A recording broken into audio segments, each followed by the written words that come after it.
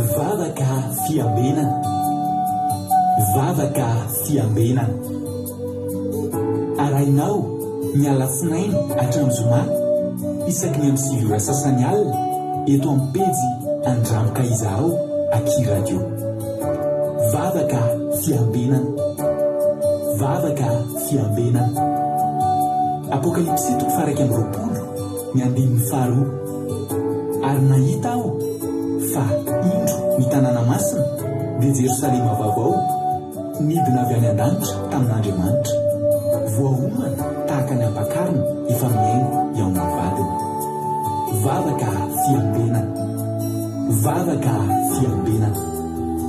Arainao miala sinainy hatramin'ny zoma isaky ny amin'ny 7 ora sasany alina eto amin'ny pejy Andramoka Izaho Aky Radio. Vavaka fiambenana, vavaka fiambenana.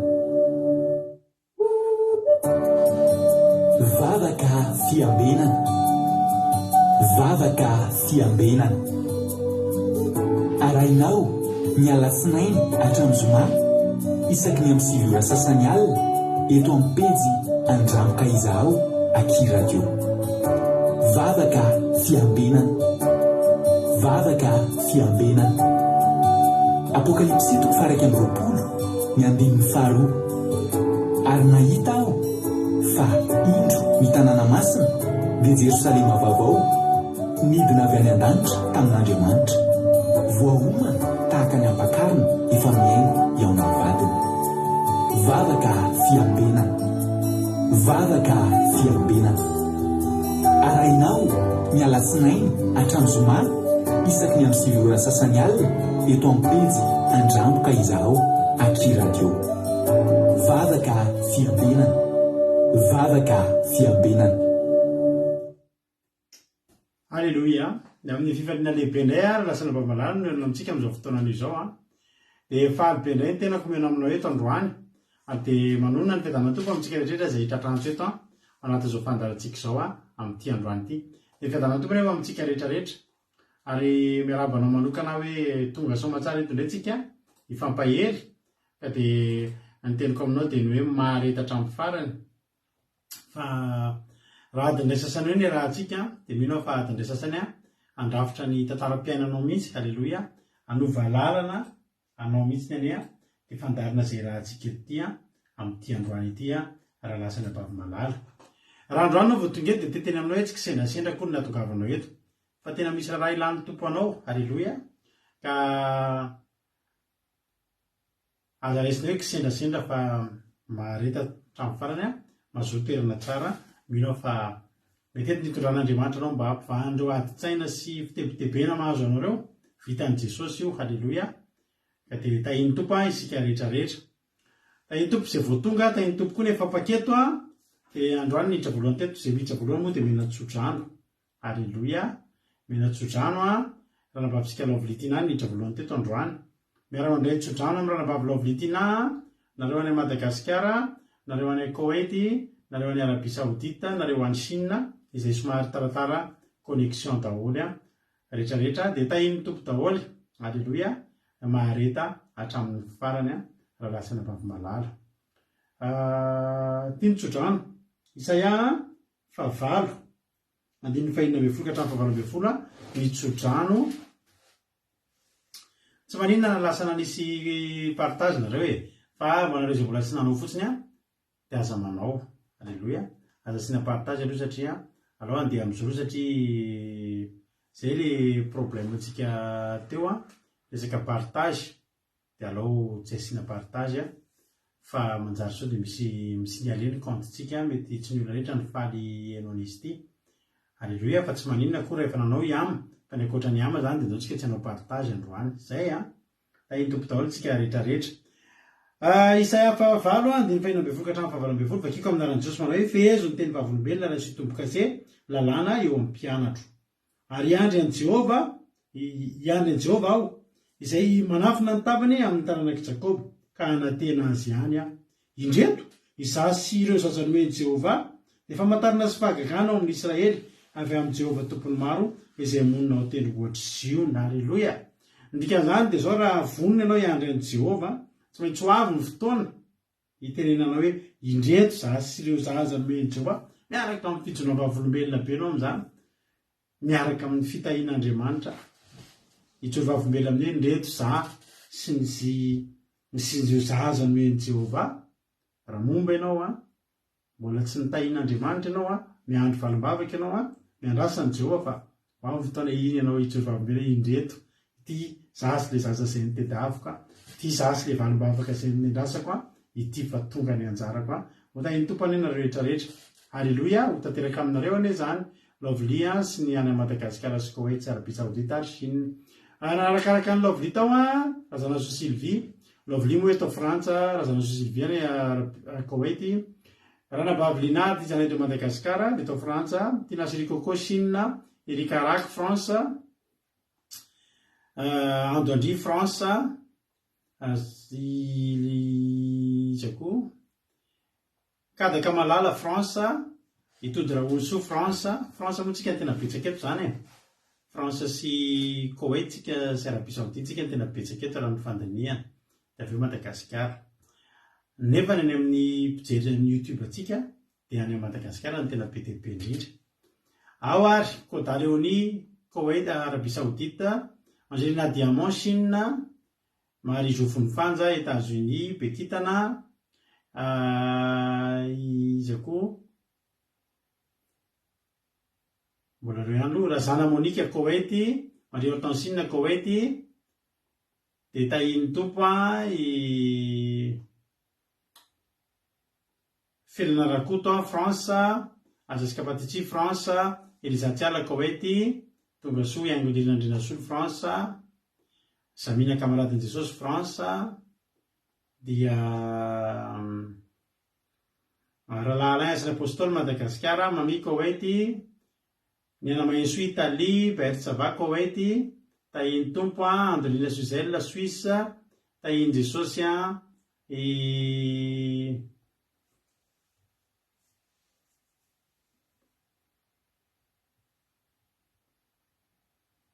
Tina Rakoto Arzaka France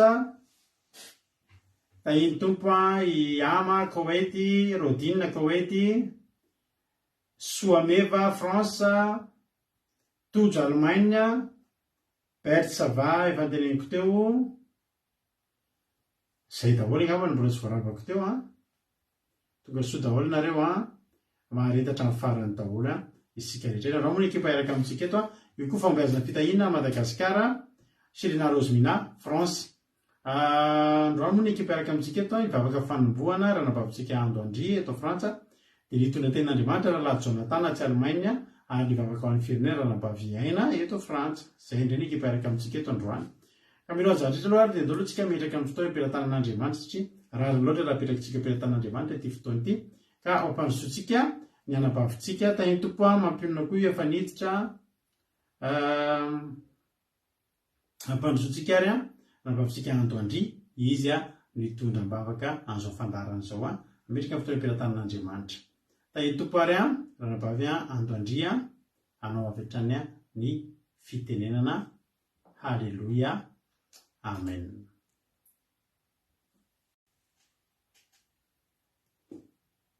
Tahiny Jesosy pasteur, tahiny Jesosy tsika menakavy eo dia mbola hiaraka hivavaka indray tsika amin'izao arivo izany indray.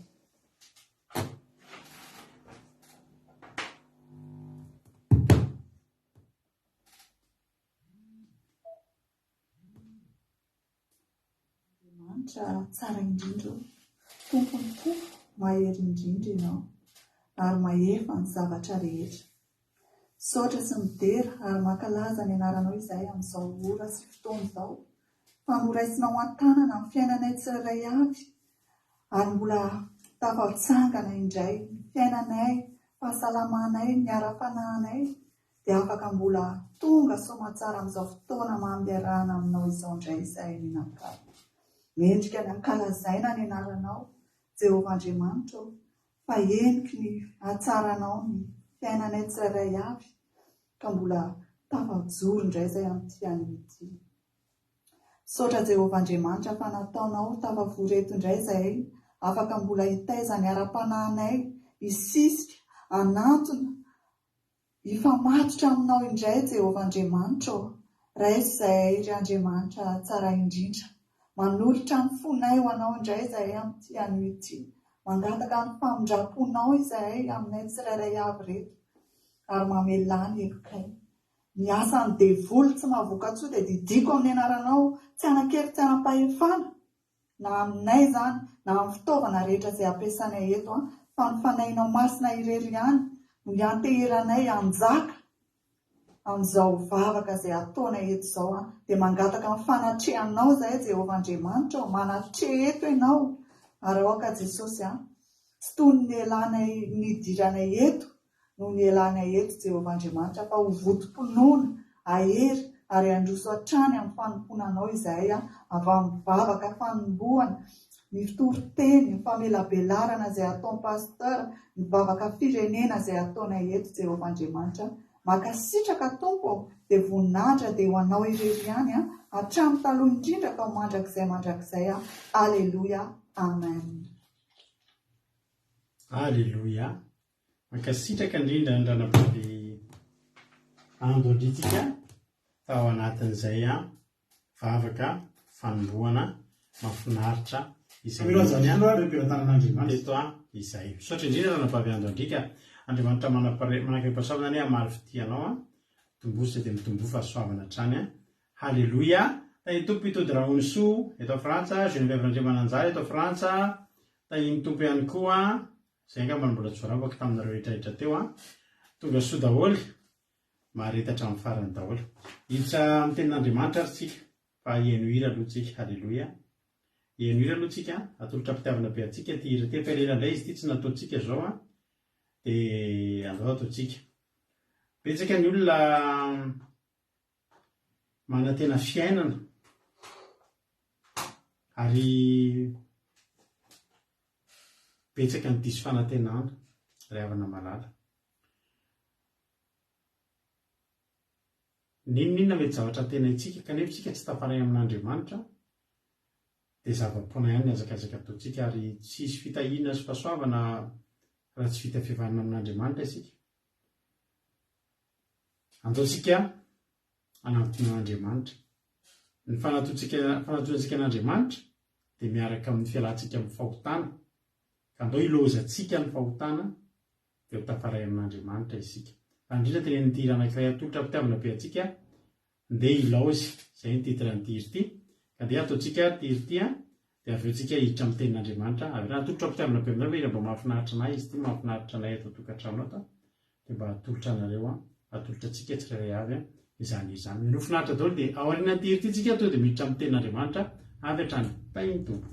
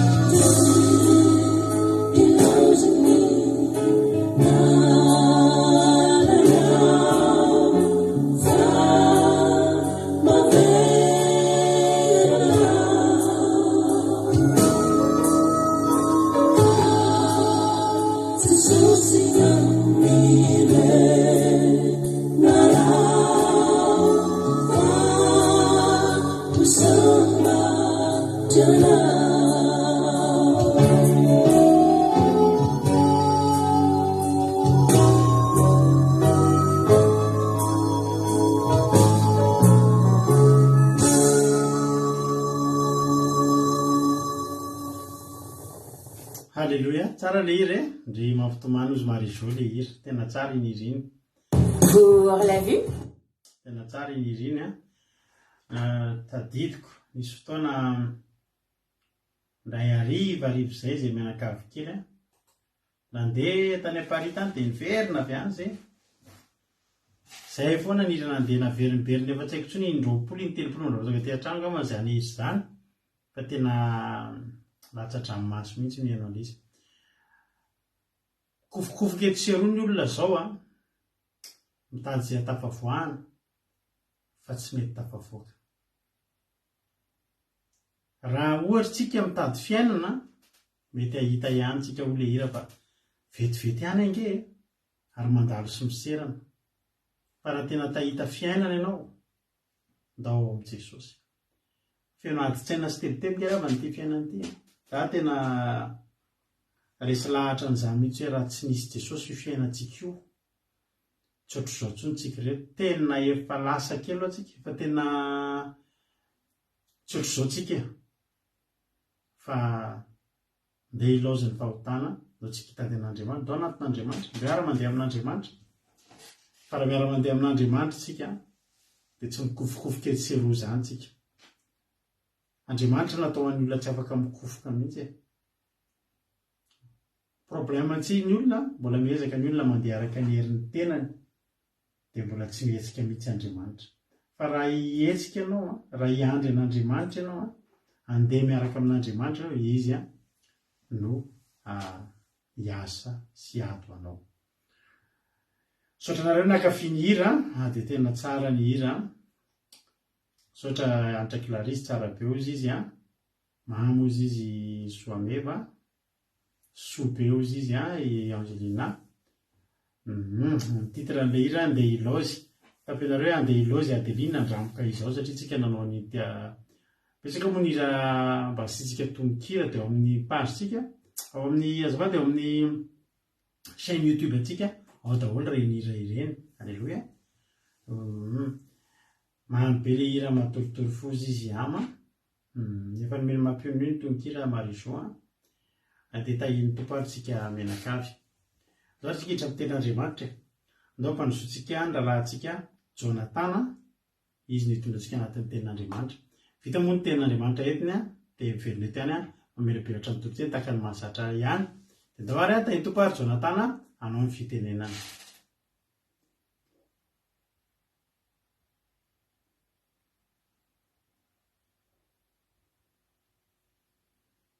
Andriketsika riavana anatsy indrindra problèmena connexion daholo moa zany zavatra rehetrarehetra zany dia lasa miandry kely aloha vao maheno an'ny Jonatana fa ireo nareo raha andinidinika azy. Alleluia. Vitanareo hoe Ken tamin'ilay dessin animé le Barbie tsy ohatran'ny mitovitovy amin'ny Jonatana. Ao ary lasitsika.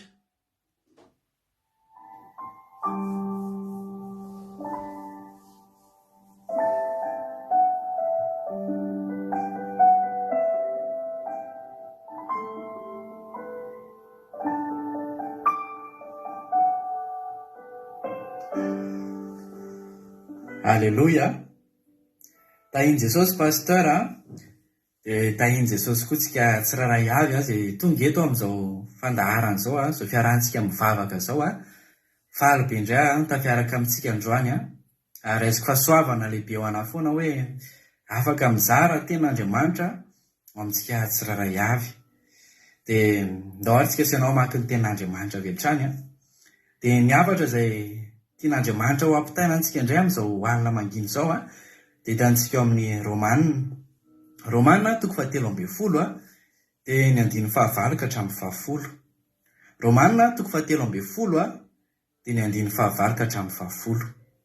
Dia rehefa hitantsika ilay teny dia vakiana amin'ny anaran'i Jesosy manao hoe aza vela izy tsy voalona amizana amin'izy afa-tsy ny fifankatiavanareo ihany fa izay tia ny namany dia efa natanteraka ny lalàna fa ny hoe aza mitsangajanga, aza mamono olona, aza mangalatra, aza mitsiriritra vadin'olona mba amin'izay didy hafa rehetra dia samy efa ao anatin'izao teny izao hoe tiavany namanao tahaka ny tenanao.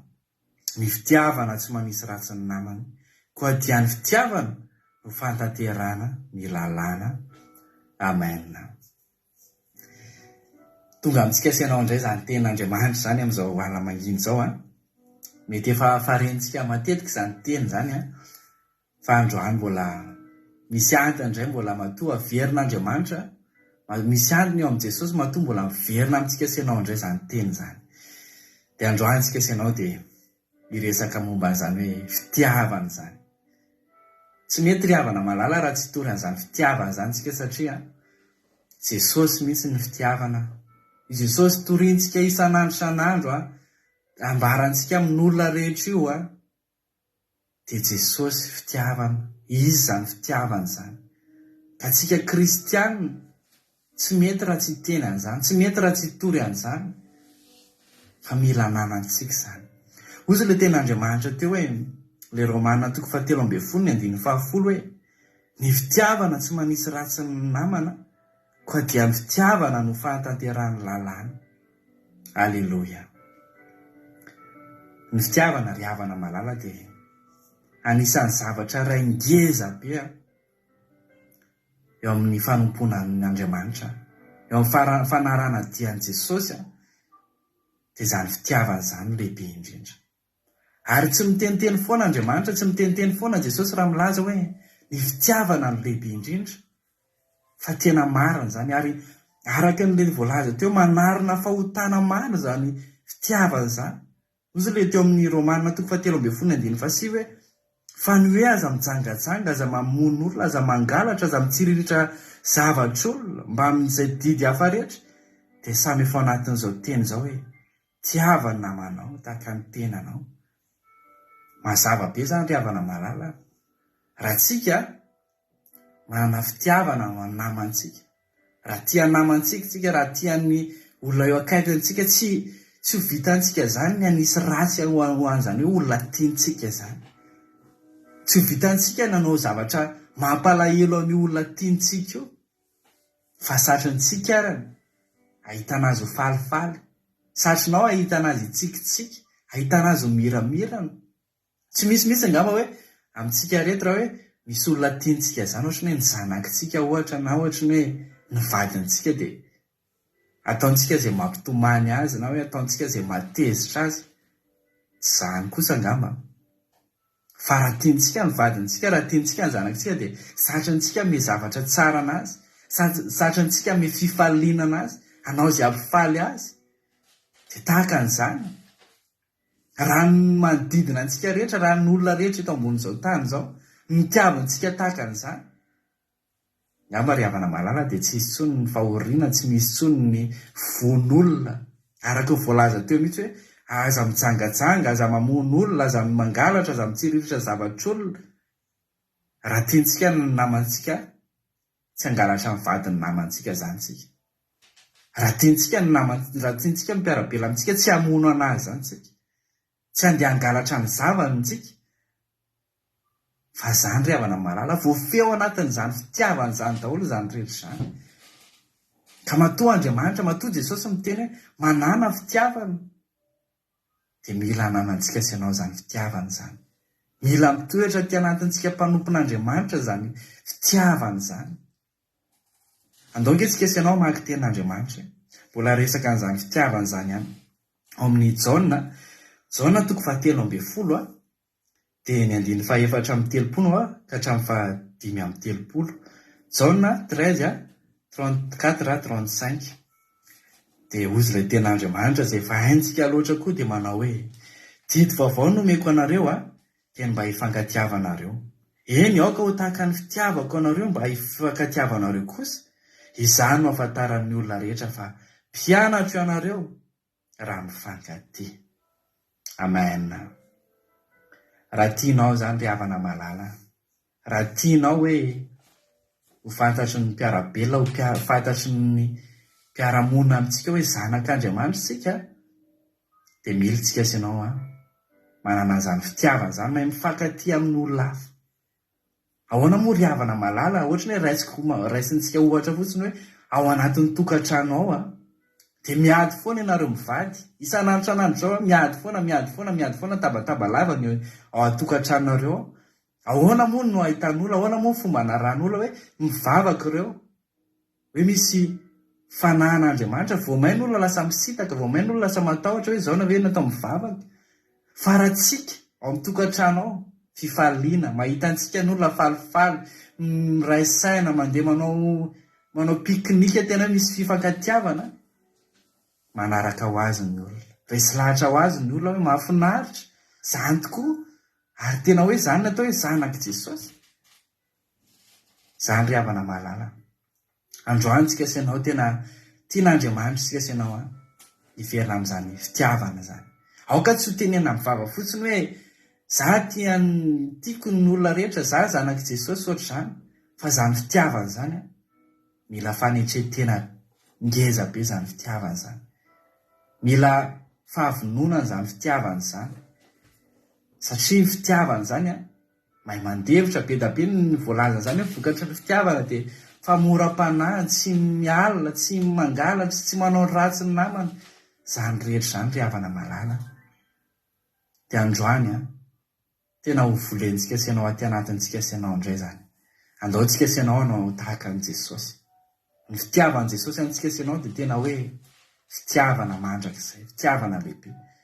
Raisintsika fotsiny ry havana malala, tsika sy ianao izay olombelona tsy mendrika, manao ratsy isan'andro ampanota. Tena hoe tsy mendrika ny anonany anaran'i Jesosy akory tsika. Fa zao ry havana malala, mbola mamindra fo amintsika foana Jesosy isan'andro rehefa mibebaka tsika. Raha misy ratsy nataontsika mbola afaka miverina eo anatrehany Jesosy, afaka mbola mandoalika tsika mivavaka mibebaka eo anatrehany, dia mbola mamindra fo amintsika Jesosy. Mbola mame rivotra iainana antsika Jesosy, mbola mame hazavana antsika Jesosy, mbola mame zavatra hitafiana, mame sakafo antsika izy. Na dia tsy mendrika ary antsika ry havana malala, fa Jesosy dia fitiavana. Tsika sy ianao androany dia andao tena anao an'izany tahaka zany hoe tena Jesosy mihitsy ny andeha ho raisintsika sy ianao, ataontsika sy ianao fitaratra. Ninona mety ataon'olona ao antsika, ninona mety hoe zavatra eny amin'ny fiarahamony eny, mety misy rasy ianao androany, ekena fa mafy zany, ekena fa mafy miaina an'izany, fa tsy hatonga antsika hoe andeha hankahala olona zany. Tsy hatonga antsika hoe andeha hisy lolo-poty anatintsika dia maro fatytsika avy eo, fa andao ataontsika ho hitan'ireo namantsika, ataontsika hitan'ireo fahavalontsika, fa tsika sy ianao dia zanak' Jesosy. Tsika sy ianao dia mpianatr'Andriamanitra, mpianatra Jesosy, dia miainao anatin'ny fitiavana. Mankatoa an' Jesosy tsika sy ianao, be fitiavana tsika sy ianao. Dia izay indray ary ny ten'Andriamanitra izay. Mizaraiko teto androany ny fany masina ny mbola hamangy antsika tsirairay avy ary nisy zavatra tsy voalazako na nisy zavatra mety tsy mifanaraka dia Jesosy ane tena hoe ameno ny zavatra rehetra izay tsy voalaza sy mety rehetra dia ny voninahitra dia an'Andriamanitra irery ihany. Alleluia, amen. Alleluia, alleluia, alleluia. Ankasitraka indrindra andala Jonathansika dia tena mahafinaritra ny toriteny tsy lava tsy fohy tena ao amin'ilay izy nefa dia tena mahakasika ihany koa. Alleluia. Mankasitraka indrindra raha Jonathan dia mitombo fahasoavana dia tonga avy amin'ny ambony indrindra ampiasanao hatrany ny Andriamanitra. Alleluia.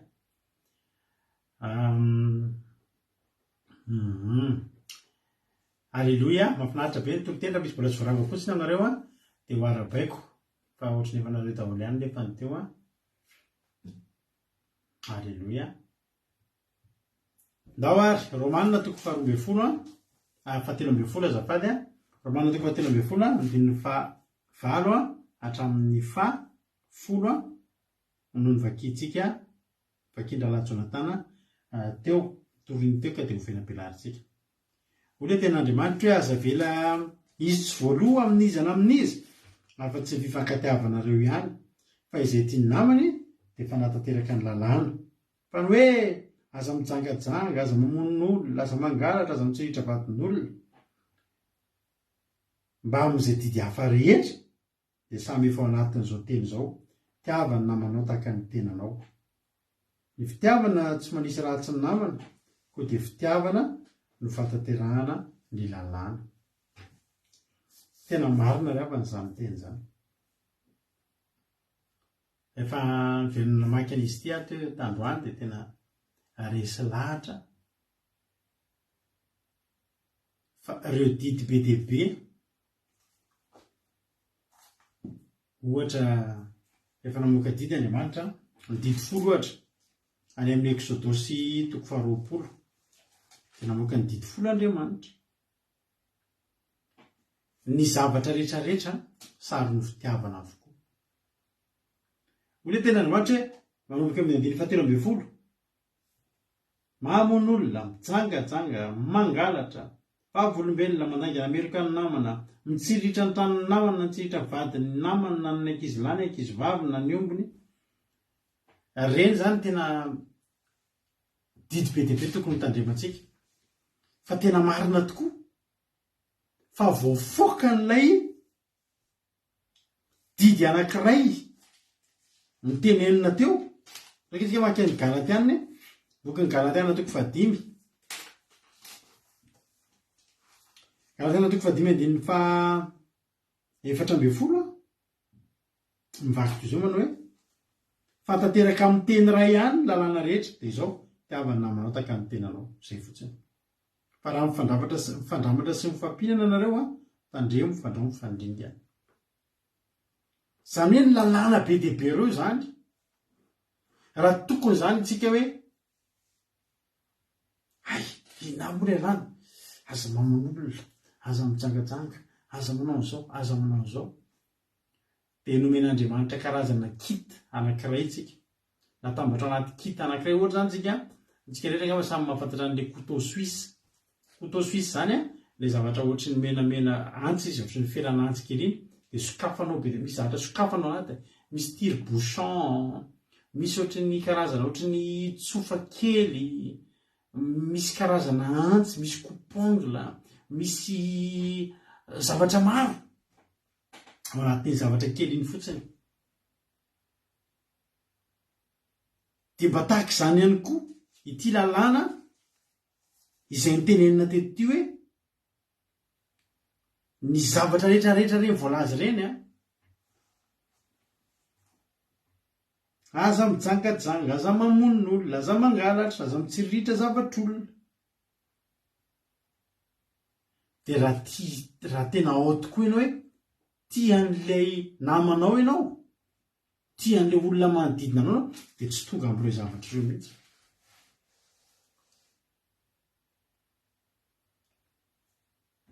Raha tianao ilay olona, tianao ohatra ny tenanao, raha hijangajanganao iny olona iny dia fantatrao fa ho very izy raha tsy mibebaka. Dia mba ho fitiavanao azy tsy ho very, mino koa fa ianao tsy te ho very, dia raha tianao zany ilay namanao dia arovanao sady amin'ny fahaverezana. Dia tondrizany tsy vitako nitondra azy ho very zany. Fa iny tompo ivivida, izy mbola tsy narabaiko teo dia Kôdaleonia efa narabaiko Fontaine Lalan'Irina, fa iny Jesosy Fontaine Lalan'Irina. Alleloia. Mba miangavy ny Fontaine Lalan'Irina, tsy haiko raha vitanao nisy message kely zay nalefako taminao mba avakio kely azafady dia mba valio amina AMP azafady haingo Fontaine Lalan'Irina azafady indrindra, nisy message kely zay nalefako taminao teo. Alleloia. Averiko ny teniko voafehy amin'izay olona ten'Andriamanitra hoe ny hoe aza mitsangajanga, ny hoe aza mamono olona. Raha tianao iny namanao iny, ahoana moa ny amononao azy? Ianao hoe mahavita mamono olona tianao? Fa raha tianao iny dia ianao koa voary tamin'ny fahotana, dia tsy namono an'ilay olona ianao. Olona tianao hoe dia ho vononao, ary raha olona tianao hoe dia angalarinao ny zavatrany, tonga dia mandeha ho azy fotsiny, tsy angalatra ny zavatra iny olona ianao satria tianao. Ny azy ary raha very mbola tediavinao miaraka aminy, satria manino? Satria tianao izy. Hitanareo fa tena tonga dia voafafa daholo tokoa ilay izy. Ka isika zany raha tsy te hanana lesona be dia be hoe firy-pasy zany ny lalàna fotsiny, aza manao an'izao, aza manao an'izao, dia raha mba fetsifetsy zany tsika, alleloia, dia andao tonga dia didira io ny atandremantsika. Alleloia. Didy vaovao no meko anareo dia mba hifankatiavanareo tahaka ny mba raoka jezika izy teo Jaona 7:10, Jaona 7:10 andiny 9:30 amin'ny anaran'i Jesosy. Didy vaovao no meko anareo dia mba hifankatiavanareo. Eny, aoka tahaka ny tiavako anareo mba hifankatiavanareo kosa. Zany ny ampahatarany olona rehetra fa mpianatra nareo raha mifankatia. Ahoana moa ny tiavan'i Jesosy atsika? Jesosy ny teny hoy Jesosy hoe ianareo ny sakaizako, hozy Jesosy any amin'ny Jaona 10:10. Ianareo ny sakaizako. Sakaiza zany entina ilazana mbola namana kokoa noho ny namana. Rehefa tenena hoe sakaiza, isakaizako. I Davida tsy namany Jonatana, fa i Davida dia sakaizan'ny Jonatana. Ary sakaiza tsy hoe mpifankatia hoe lasy vavy, fa tena mpifankatia be, fifankatiavan'ny mpirahalahy sy ny mpirahavavy. Alleloia. Rehefa ny teny Jesosy nareo ny sakaizako, dia ahoana fomba nitiavan'i Jesosy atsika? Voalohany indrindra, natorony atsika ny lalan-danitra. Alleloia. Natorony atsika ny lalan-danitra. Dia avy eo nosokafano atsika ny lanitra. Mato atsika izy. Nampahafantariny atsika aloha jesosy tsy tonga de vo tonga de maty tsy fatako ireo ke fa naninonino ny maty fa nampahafantariny ho faty izy satria zao andeha hamboatra fitoerana ho atsika nampahafantariny atsika ny lalan-danitra zay rehetra tokony ho fantatritsika atonga atsika ny an-danitra mahatonga atsika ohatra zao tsika hoe misy miteny ohatra misy mantany manao fanahoana nareo tsy manao voaloham-bolana nefa nareo mitandrina sabata de tsika atao fandarina andramoka izao zao azo tsika atao mitandrina voaloham-bolana fa nefa Jesosy tsy nanindry an'izay Jesosy tsy de nanindry an'izay mihitsy hoe mananitra le amin'ny voaloham-bolana ohatra ny ahy zany ohatra anankiray zao iny voaloham-bolana iny fa sabata kosa Jesosy tena nitandrina ny sabata ny tiako tenena hoe ny lalan-danitra rehetra satria tiany Jesosy tsika sakaizany Jesosy tsika dia nampisehoany atsika daholo. Aleloia.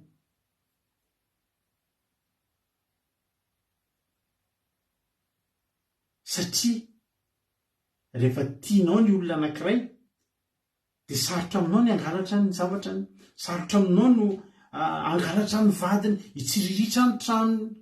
Ny tena marina rao fanohatra amin'izany. Raha tianao ny namanao tahiny tompo izy miarah mifaly aminy. Mitady idiran-doza izy, arovy, anaro, tenena. Fitiavana daholo zany, fanehoam-pitiavana daholo zany. Jerena tsara fa i Davida sy Jonatana mpinamana be mihitsy, pitsaka izy. Dia i Jonatana ravana ny dadany Saoly mpanjaka. Fa noho ny fitiavany an'i Davida be loatra, be indrindra, dia tena mihitsy Davida hoe fantatro izy fa mifanjakany iray korasanao, ianao nge no mpanjakan'ny Israely, ianao nge no mpanjakany izy. Nefa iza ravana ny tokony ho mpanjakan'ny Israely? Jonatana.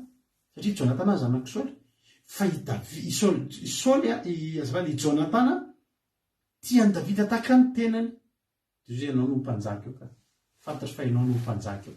Ary inona ny vokatry le fitiavany Davida ny Jonatana koa? Hitanao hoe Saoly rehefa tany amin'ny Zoy tokony ho vonoiny Davida.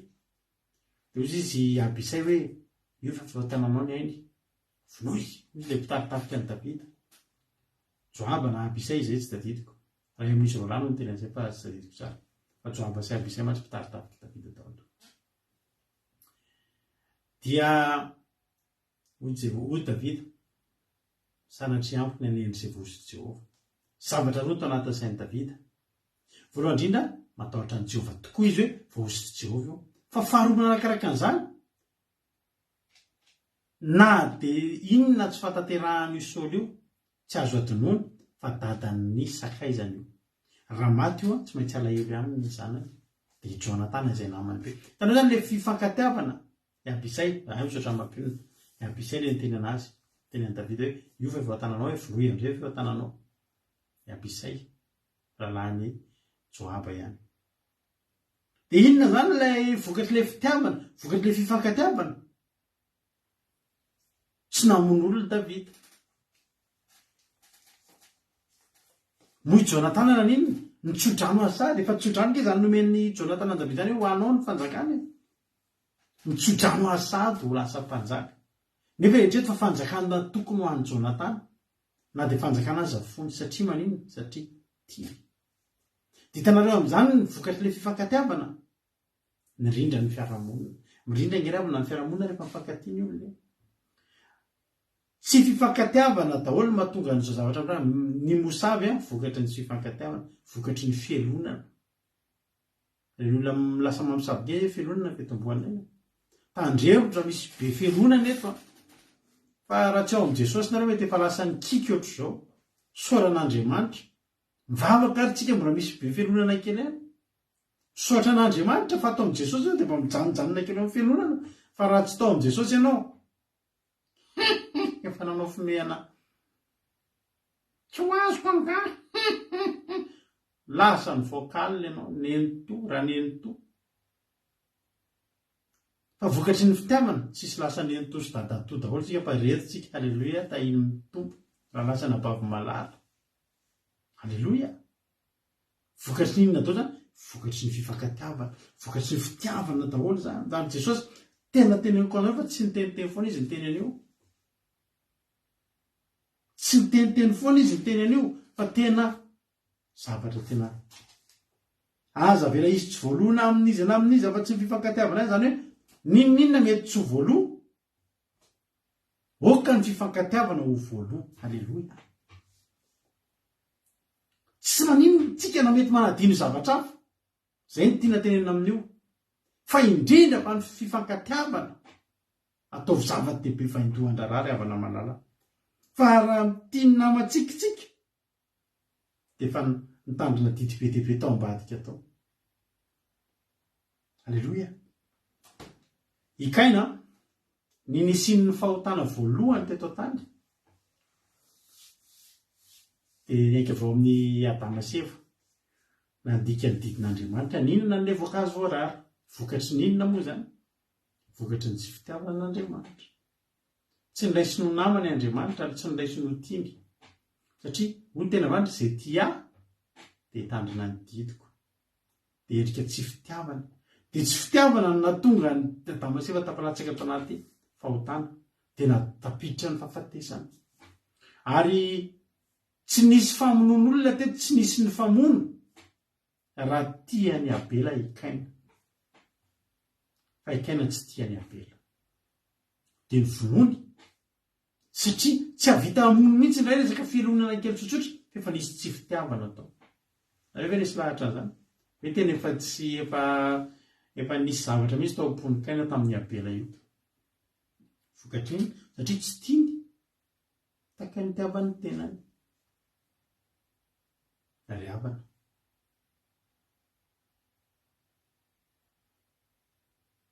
Tena teteny amintsika androany, andaontsika tena anova fandeha, andaontsika anova fandeha. Fa raha mitodika kely fotsiny tsika dia mitiny hafa, tena hiova io fiainantsika io. Andaontsika akala olona zany, tena tsika tena makala olona.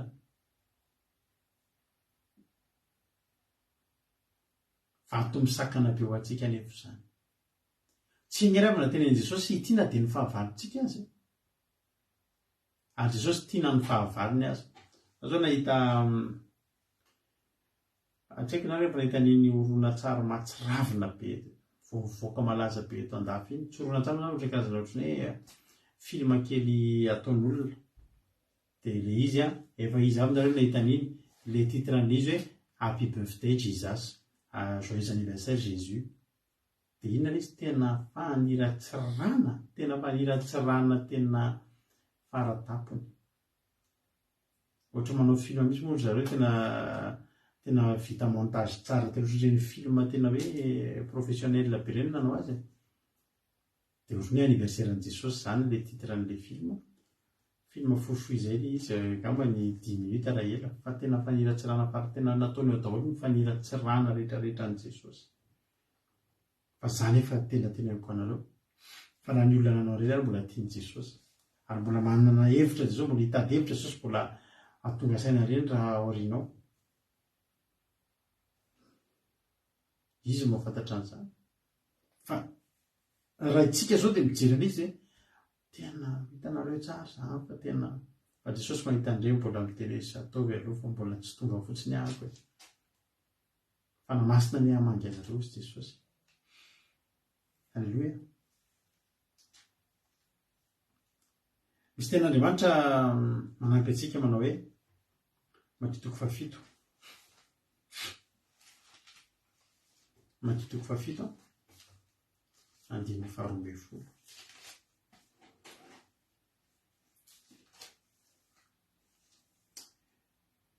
Koa amin'izany na inona Jesosy no miteny eto Makitoko fafito andininy faharoa ambin'ny folo. Koa amin'izany na inona tianareo ataon'ny olona aminareo dia mba ataovy amin'ny tahaka izany, fa izany no lalàna sy mpaminany. Raha misy mizara tianao ataon'ny olona aminao zany dia ndana tonga dia ataovy aminy. Ka raha tianao ny hitiavin'ny olona dia ndana ilay olona tonga dia tiavo. Aleluia. obolana. Obolana toko fahatelo ny evakitsika 17 sy 17 ary 18. Fampirisihana anao soa amin'ny olona sy anao ny marina. 17 amin'ny obolana toko fahatelo manao hoe aza mamihana soa amin'izay tokony omena azy raha azo ny tananao atao zany. Aza manao amin'ny namana hoe mandehana ka avindray fa raha piso sy no omeko kanefa manana ihany ianao. Aza mamonina sain-dratsy hoety mameno ny namanao saingy mitoetra matoky eo aminao izy. Halleluia. Azo miady amin'ny olona foana raha azo mbola nisy ratsy anao izy. Fa endrena be daholo zany ry havana. Fa endrena be daholo zany. Raha ohatra zany ianao misy zavatra azonao atao amin'ny namanao dia ataovy fa tsy mahafaty antoka anao zany. Ataovy fa tsy mahafaty antoka anao zany. Tsika moa nisy fotoana najanona kely ilay resaka Gamalila satria tena sahirana mijery an'izy iny. Fa mino aho fa aorianao mbola ho averintsika ihany tsika takany tamin'ny 2019 tsika namoky ny ankizy nanao soa ny ankizy sahirana.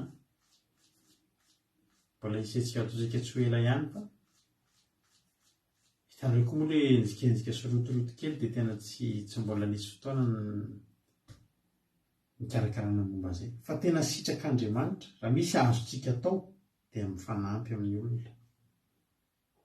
Ary aza mba manao an'izany mampifilafila olona rehefa misy afaka manampy any hoe ampio.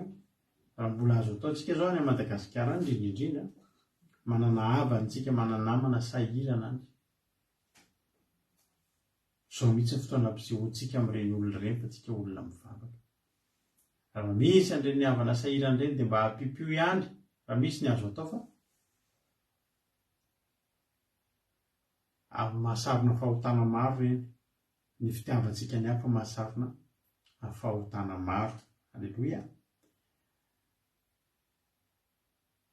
Androany za tena teteny amintsika ary manao hoe raha misy namantsika navaditsika ary dia hoarin'ny ten'Andriamanitra otriny hoe namantsika dia tiavintsika izy taka ny tiavantsika ny tenantsika. Ary raha tiavintsika izy tiavintsika ny manodidina antsika dia voasarona to dia voaro amin'ny fahotana maro tsika rehetrarehetra rehetra. Mino fa azonao zavatra tiako tenena araka ilay tenintsika tany am-boalohany. Tsy nisy ny vonon'olona raha nisy ny fitiavana. Tsy nisy ny laingalainga madinidinika sy ny caisse noire isan-karazany eo tokantrano ao. Tandremo misy manana an'izany caisse noire zany hoe mpivady dia manana vola mitokana ny rangana, manana vola mitokana miafina any raha matoa entina mandeha mibalady. Fa tsy hitahian'Andriamanitra ny tokantranontsika sy ny fiainantsika ireny. Amin'ny tena nareo mihitsy fa raha mpivady nareo ka samy miasa, indrindra ny olona aty an-dafy mantsy tena zatra an'izay. Hoe samy miasa dia samy mavita tena dia samy mitazona ny vola dia samy manao. Tsy milamina amin'izany ny tokantrano nareo. Tsy milamina amin'izany ny tokantrano nareo fa avinareo ampianarina mianana anaty tokantrano raha tsy hainareo izany. Fa tsy fiarahamonina ao anaty tokantrano izany.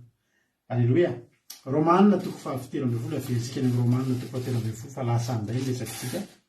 Aza ve izy tsy voaloha amin'izy na amin'izy fa tsy fifankatiavana fa izay tiany namany dia efa natanteraka andrarana fa ny hoe aza mijangajanga, aza mitseritra zavatr'olona mba mididy apretra samy efa anatin'izao teny izao hoe tiava ny namanao tahaka ny tenao.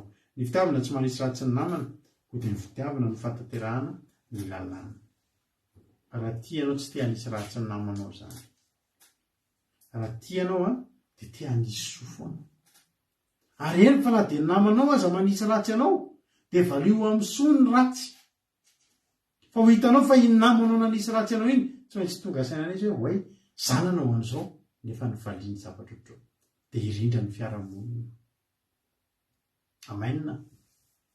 Ny fifankatiavana dia irindra ny fiarahamonina. Za matoko sy mino fa hanova fomba fandehantsika manomboka eto. Ndao tiavintsika tahaka ny tenantsika ny namantsika.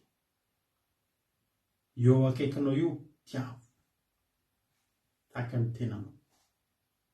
Aza manisy ratsy olona. Raha mbola azonao atao ny manisy soa dia manaova soa. Aza mora miady aman'olona ho ilay tenan'Andriamanitra hitantsika tao amin'ny obolona teo. aza manisy ratsy, aza miady aman'olona raha tsy nanisy ratsy anao izy. Aza mba tia miadyady aman'olona zany. Mangina fotsiny. Mananatra andreo fa misy aminareo reo mampalahelo indraindray.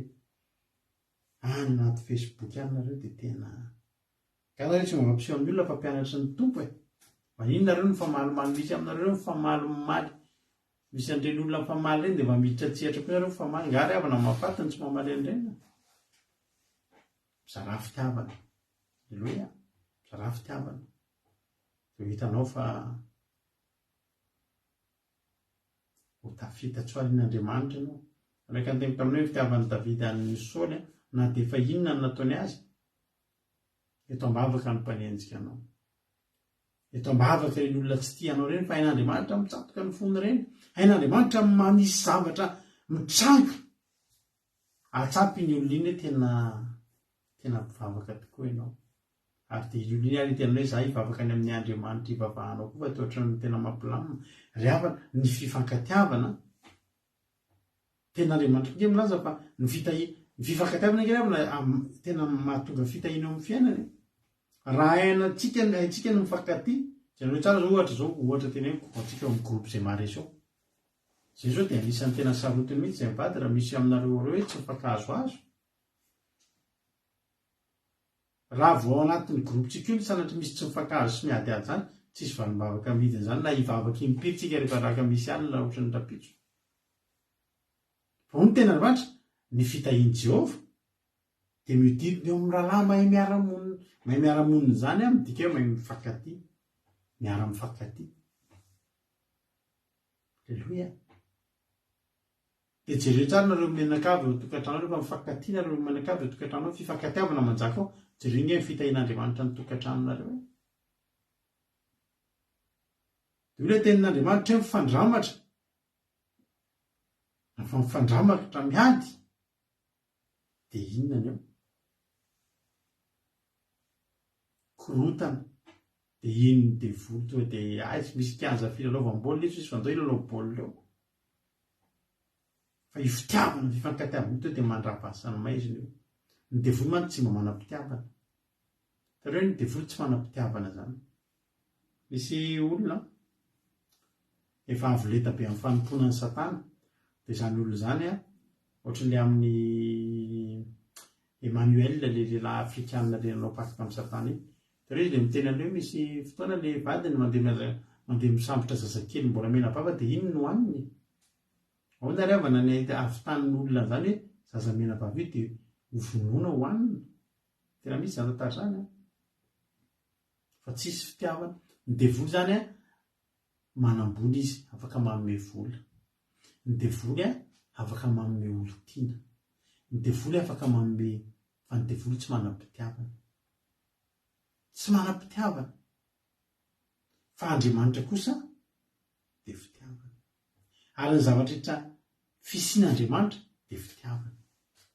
Mbola tsisy ninonina foana sy tsisy endriny ty tany ty, tonga aloha dia nasian'Andriamanitra endriny, nasiany mazava, nasiany maizina, nasiany zavatra rehetra. Pre mihitsy aloha ty tany ty, vao napetrany teo Adama sy Eva. Andro fahenina izy vao nanao ny olona. Satria nataony andro voalohany dia narano isasana ary tsy nanana ny Adama sy Eva.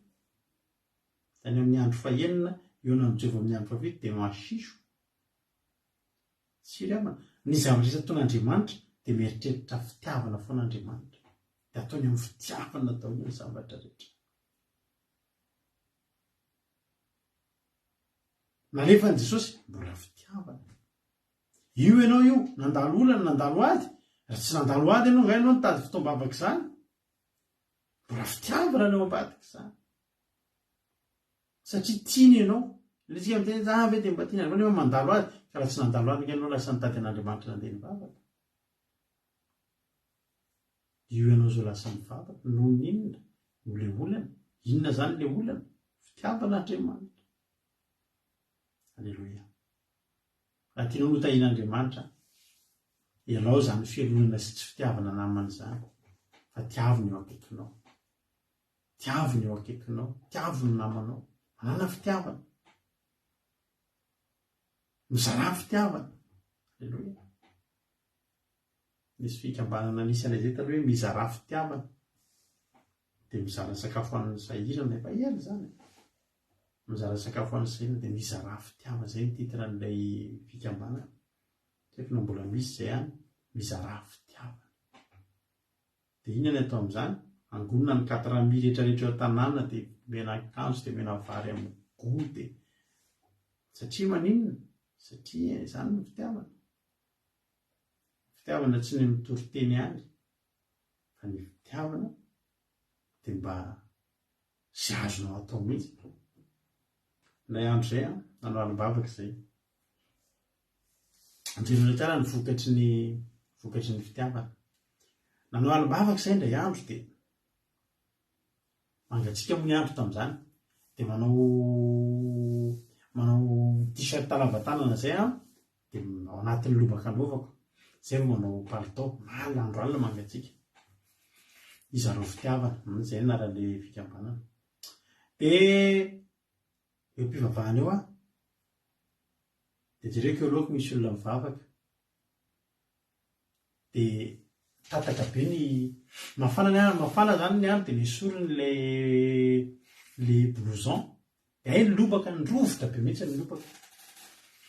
Dia teny kitihako izy, oralao, izy olona tsy fantatro satria no alim-bavaka zay zany dia be olona avy dia nikitihako izy, oralao, ahoana izy, afaka mba miangavika anao izany, andaotsika izy nao mba hiaraka kely any amin'ny toileto raha sitraka ao dia andaotsika izy nao hiresaka vetivety ery amin'ny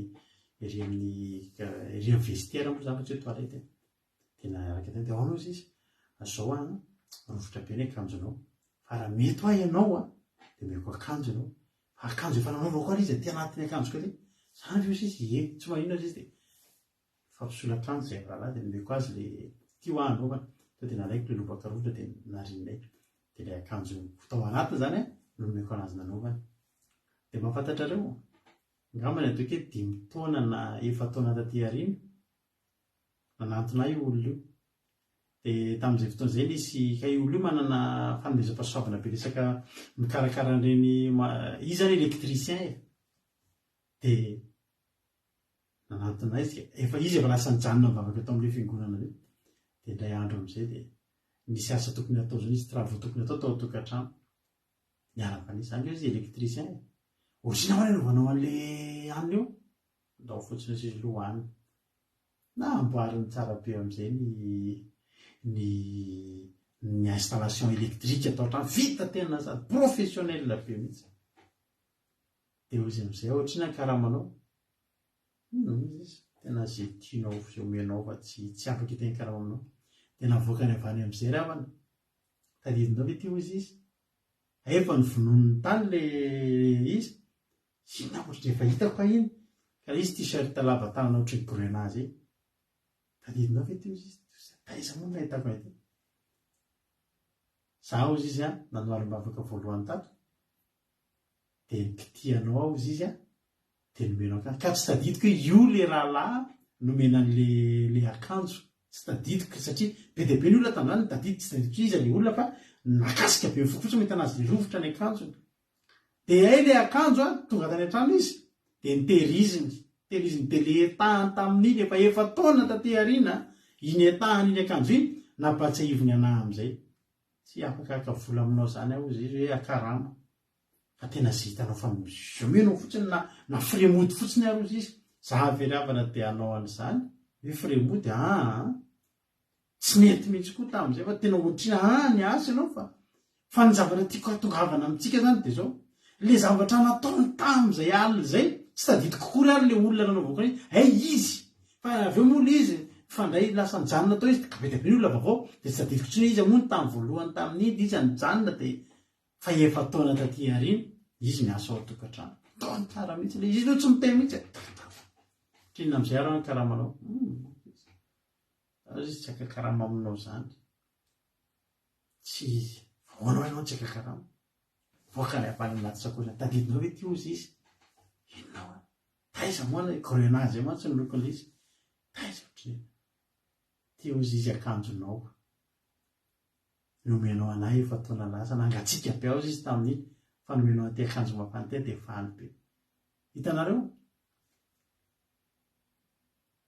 zato sy fetsifetsy zato sy nitena azy satsia ame volany a fa tena tsy nanay koa raha tsy namena vola izy tandre fa le toe-po zany le vokatry le fitiavana zany tsy fantatro koa hoe ty olo ty ilaiko anerinanina ty olo ty mbola ijany tsy fantatro koa zatsy de nao hoe lo hijanona ivavaka tsy hijanona fa raha tsy hijanona ianao ty fa raha hijanona meko akanjo anao de mijanona mivavaka tsy zany nakasika ny fokoa tena izy amin'io mivavaka molona mbola vo ivavaka de nitomany izy mivavaka tena nalakanjo satria mafana tena tonga de vaky ny voky ny tanbe izy rovotra be mihitsy ny lobaka tsy mety tyo tadidiny ary tsy vitany tadidiny ty izy izy tsy nanao sao ataoko souvenir izy izy ataoko souvenir anao ty izy mbola hatram'izao teko firy taona mbola any zay akanjo zay tsy nanaovany intsony le izy fa natony souvenir de netiny tamin'le izy le hiasa tany atokantranoko ampatsiahivany ana hoe ianao ngena nisy soanay anjarako manisy soanao ndrao itretiny hoe t-shirt ray saika ho ataon'ny takanona installation électrique anatrano tsy haiko tokony voatrinona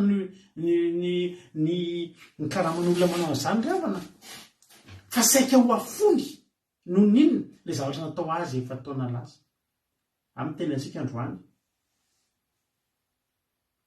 aza miandro valiny jesosy miteny a nareo izy izy a rehefa nisy olona de manaova soa amin'ireny olona fantatry fa tsy amaly tsy apaka amaly fa raha ohatra tsika manisy olona lefa le mahatahata reny zany a de tsy maintsy eritretra tsika ive de tsy amaly ana de donko tapany de mandoherany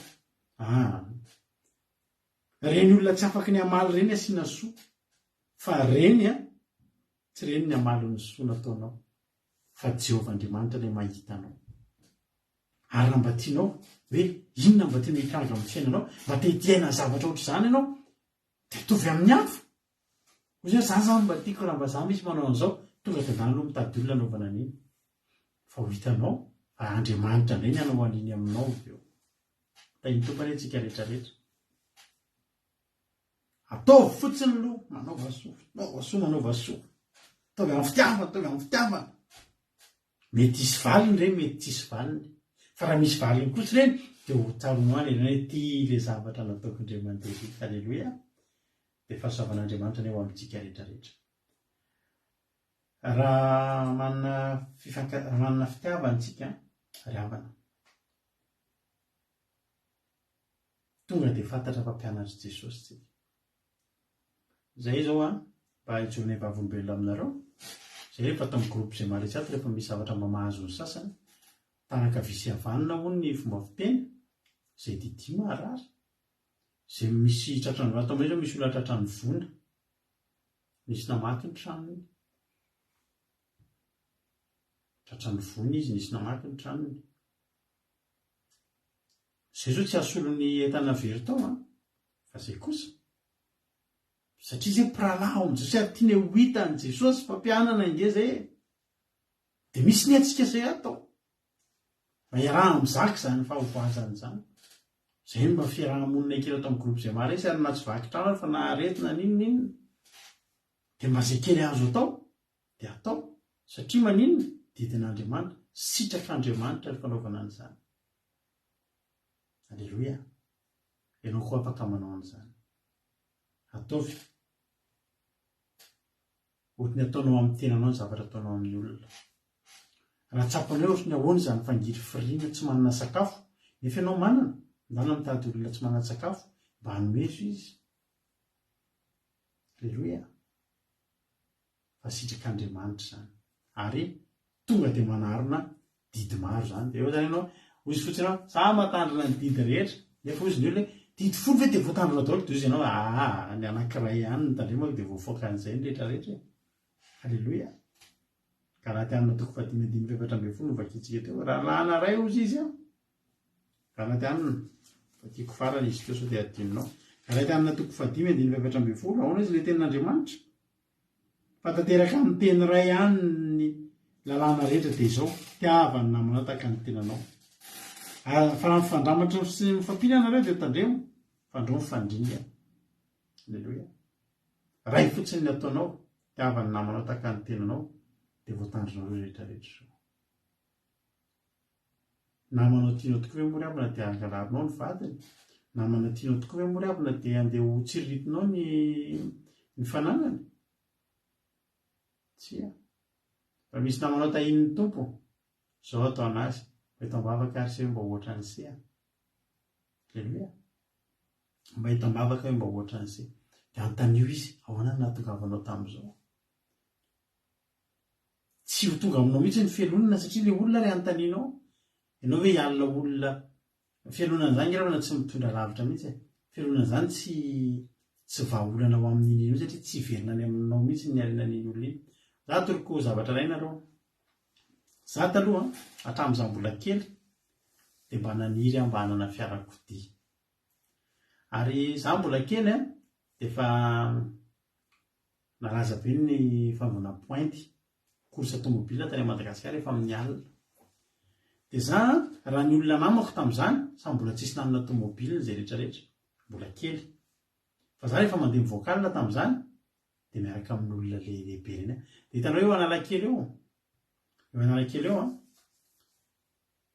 de misy groupe-na olona manana tomobile matanjaka za vao mivoaka mihitsy reny 205 GTI reny 405 MIC zao anazay mahafantatra tomobile de iny any ataoko za tsy manketsy amin'le namana samy tsy manana tomobile fa makeo amin'ireo le manana tomobile de eo miresatresaka amin'ny zareo de fahitanao sy mba manana za tsy manana za mienen'ny firesaka ry zareo de meneno inariny mba tena mba fitedava mbola ataon'izy reto inariny de alaiko namana de antandriko mihitsy ahoana ny mandehany ahoana ny elonako olona efa manana an'izany za mba te hanana tahiny tompony namanao ndany izy akekery de tena ahoana ary se mba fanaovana ahoana ary se mba nahatonga izay nanana an'ity zavatra ty nanana zareo fo manazoko tobile voalohany voanomboka ny asa de taloha tamin'ny vao nianatra de nazoko tobile voalohany ana rehefa nianatra de rehefa afaka baccalauréat aza de nen'ny fianakaviako tomobile fa aveo iny naveriko tamin'ny fianakaviany satria bedy foana zany amin'le izy satria ny fidanana izy mba hoentiko mianatra nefany manana tobile zany ianao zavatra betsaka ny tianao ale mamon'ny excursion foana zay taloha isan'andro de mandeha lavitra be de bedy foana de naveriko tamin'ny fianakaviana le tobile io ny ianareo fa tsy io foana ny famarinana zany de naveriko de tsy nanana tobile atsony fa nanomboka ny asa am'izay de nanomboka nala tretina tomobile de mba faniriko ry havana vao nahazo tomobile ny tena tanjoko de mba any anana ny namako rehetrarehetra tomobile satria mba faniriko zany hoe samy manana ny azy daholo de mandeha miaraka daholo de iny any ataoko izy nareo za manana tretin'ny tomobilako fa za koa mitady tomobile hafa ao ataon'ny namako trety ary tena aprisika namako izy tovy trety nafa tsika sao mihitsy miara manao taxi amin'ny alina amin'io de manenjika ny trety nanolo tena mihitsy zany satria tiako raha mba hoe mba samy manana tsy tiako zany hoe zarery manana fa tiako samy manana de manao course sy miara mandehandeha ary le zavatra ohatr'izay le toe-poko ohatr'izay tena tsapako taty ariny fa tena nitahian'Andriamanitra anahy satria zao tsy nitondra fialonana teo amiko mihitsiny ka hoe za manana de bloqueko ny olona tsy anana fa tena namako rehetrarehetra zay namako niaraka tamiko tamin'izany za vao nahazo tomobile de misy tena fa ka nahazo tomobile hoe nahazo ao reo izy mba azo zany dao iaraka hitaditsika ao fa mahazo an'izany de za manao anonsa tamin'izany hoe namako hoe mitady tomobile atao trety tsy ho anahy tsony fa ho an'ny namako misy aprisihako namako dao fa vitatsika io hoy zany hoe andao fa vitatsika io fa tsika mihitsy niaraka anao jonibotry amin'io amin'ny alina ravana raha misy fahasoavana eo aminao de tariny olona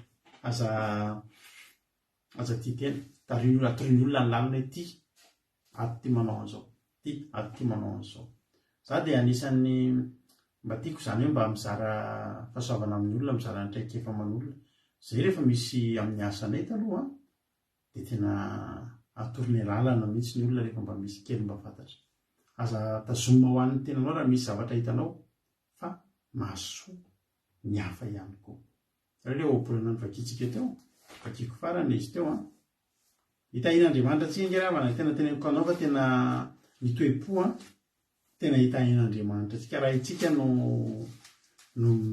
mitazona ny fitahiana eo amin'ny alalan'ny zavatra ohatr' izany obolana toko fatelo le vakitsika teo aza mamehana ny soa zay tokony omenao tokony omena azy raha azo ny tananao atao mino fa toro hevitra izany be dia be tsika mahita lalana felona ny hafa mihitsy sao dia misy mahita fa za tena teneniko anao arakaraky ny fanaparitahanao an'iny hitahian'Andriamanitra anao ihany koa. Alleloia.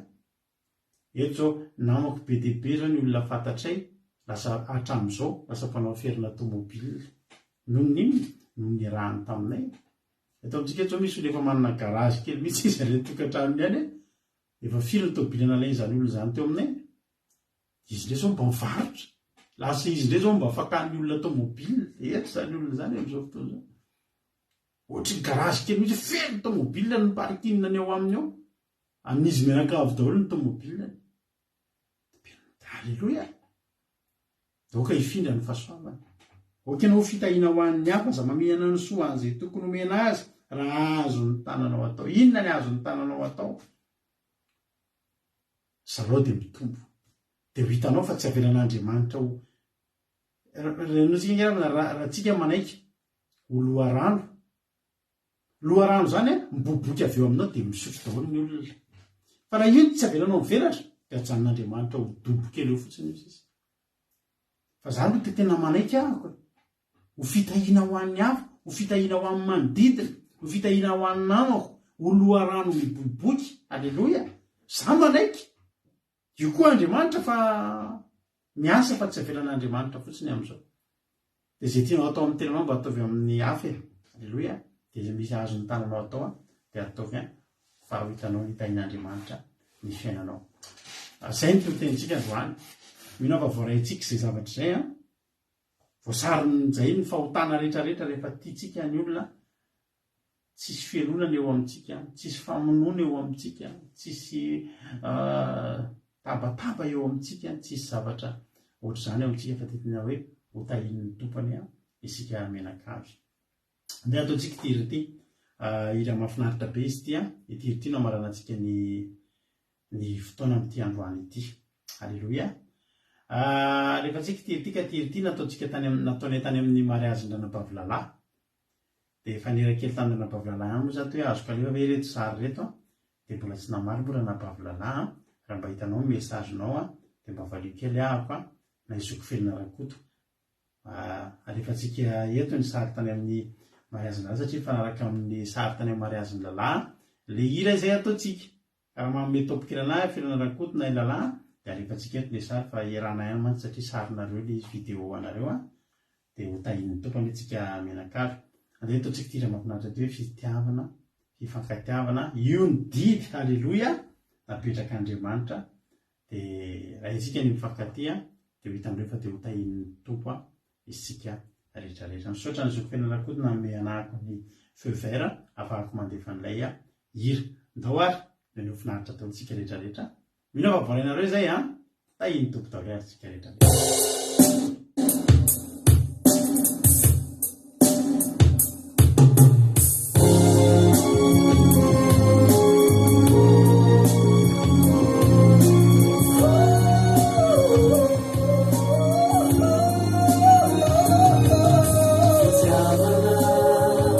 Fifanga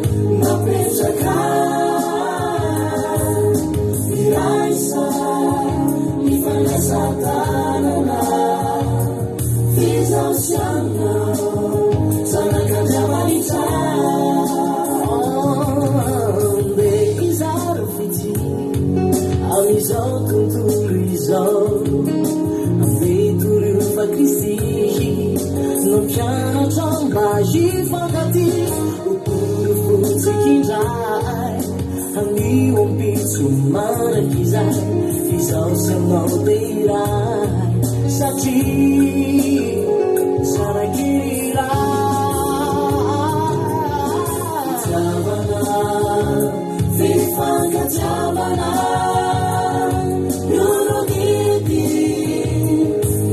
Isika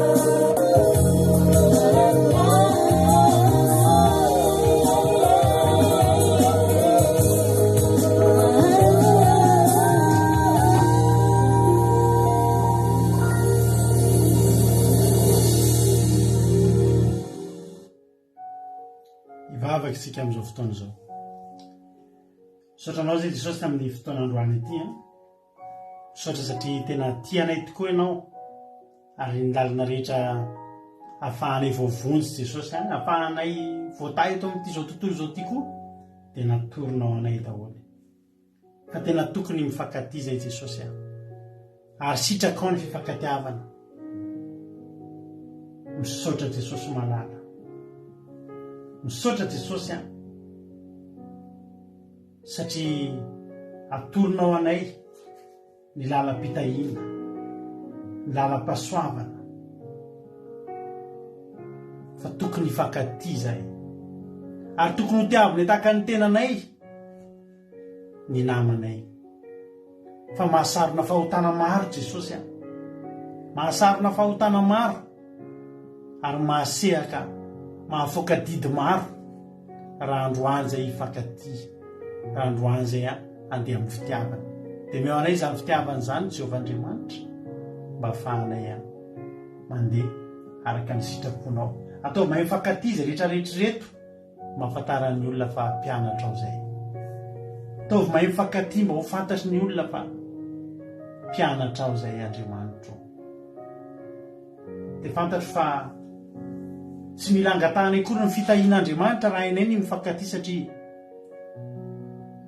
ny fitahianao ny Jehovahandriamanitra dia miodidina eo amin'ny mpirahalahy eo amin'ny mpianakavy mahay miara-monina ataovy miara-monina zay eto amin'ity fandarana kelinay ity ataovy miara-monina ataovy manjaka eto aminay eto mihitsy zany fifankatiavana zany fa zany no nampatarany olona mpampianatra ao zay saotra Jesosy malalo dia raha laza saotra sy voninahitra ane ho anao hatramin'izay dia mandrak'izay dia matoky a Jesosy fa voarainay tsirairay avy teto ny afatra voarainay ny afatra ary dia amin'izao sisa izao andeha amin'ny fifankatiavana zay andeha amin'ny fifankatiavana manana anao fa mpanomponao sady mpianatra ao misy saotra Jesosy eo zay tianay ataon'ny olona aminay dia ho ataonay amin'ny zany ataonay amin'ny olona zay tianay atao amin'ny tenanay manomboka eto Andriamanitra ho voninahitra ny anaranao rery any zany dia raha laza saotra ho anao hatramin'izay dia mandrak'izay misaotra Jesosy malalo halleloia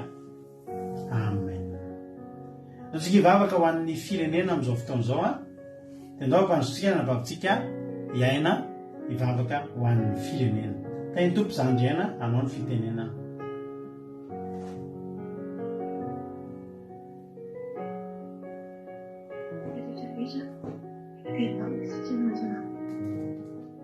Jehovah Andriamanitra io fisitrakainao zay satranao zay na amin'ny fahafitan'ny fotoananay teto androany satranao zay na amin'ny teny mansy teny mampatsiahy anay an'izany hoe fitiavana zany na zava-dehibe tokoa zany Jesosy ary didy lehibe nomenao anay dia mankasitraka tompo malala satria tena fitiavanao anay matoa zay androany mbola ampianarinao matoa zay androany Jesosy mbola ahintsinao mandray dia ekan'izay tsirairay avy reto Jesosy malala tena hoe mampanjaka an'izany fitiavana zany nanivon'ny fiarahamonina sy ny fiainanay andavanandro sy ny zavatra rehetra ataonay nanatin'ny fiasanana anay dia ampiseho zay fa manam-pitiavana ampiseho zay fa tena zanakao ary ampiseho fa tena kristianina Jesosy dia aoka toetra aty anatinay tsirairay avy zany fitiavana zany dia tokoa Jesosy malala dia mitondra-mbavaka ny firenenay zay hitanao tsisy miafina aminao ny zavatra manjaka ao anatin'io firenena io Jesosy malala tena hoe vokatra zany tsy fitiavana anatin'ny samy malagasy zany Jesosy misy ny fankalana miteraka fahotana nefa Jesosy malala ianao teny vokatry ny fahotana dia fahafatesana dia anatin'izany firenena izany nge Jesosy tena manjaka ny fahafatesany manjaka ny ratsy manjaka ny ady manjaka ny aretina vokatry ny fahotana vokatry ny tsy fitiavan'ny olona Jesosy dia androany Jesosy mangataka famindrapo avy aminao satria ianao tokoa ilay fitiavana sy ianao tokoa ilay be famindrapo dia mangataka izay androany ho an'ny malagasy rehetra ho anay tsirairay avy Jesosy mamindrafo amin'ny malagasy dia ampitoera anatin'ny fonay zany fitiavana zany mangeo ny tokantrano Jesosy any mety misy tokantrano anatin'ny ady amin'izao fotoan'izao anatin'ny tsy filaminana amin'izao fotoan'izao dia ho vanginao manokana izy ireny Jesosy mampanjakanao amin'izany firenena zany iny Jesosy malala ny fitiavana aoka ny fanahinao tena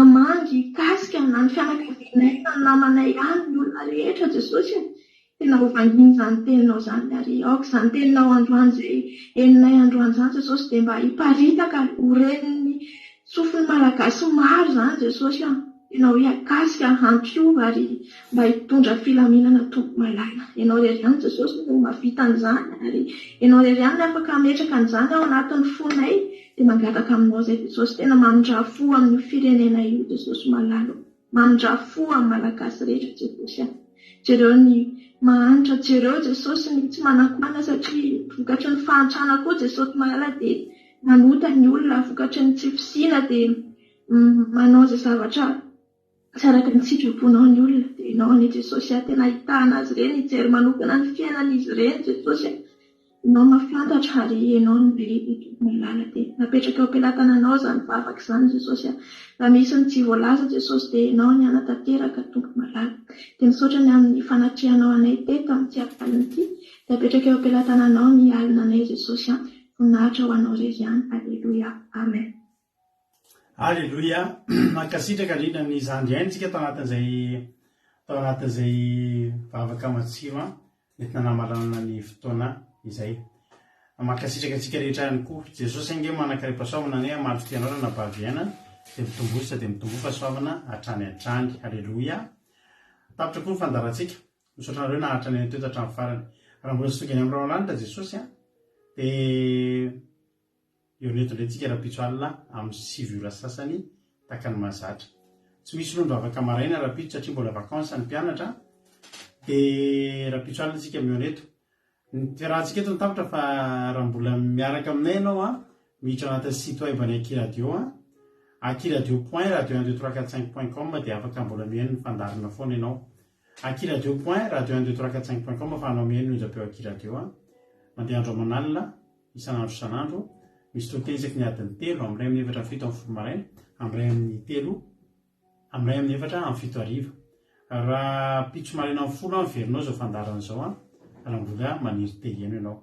Zay ary fa dia samita iny tompo a, misaotra anao a, nahatrany hatramin'ny farany a, ho an'i Jesosy a, ny voninahitra. Haleloia, amen.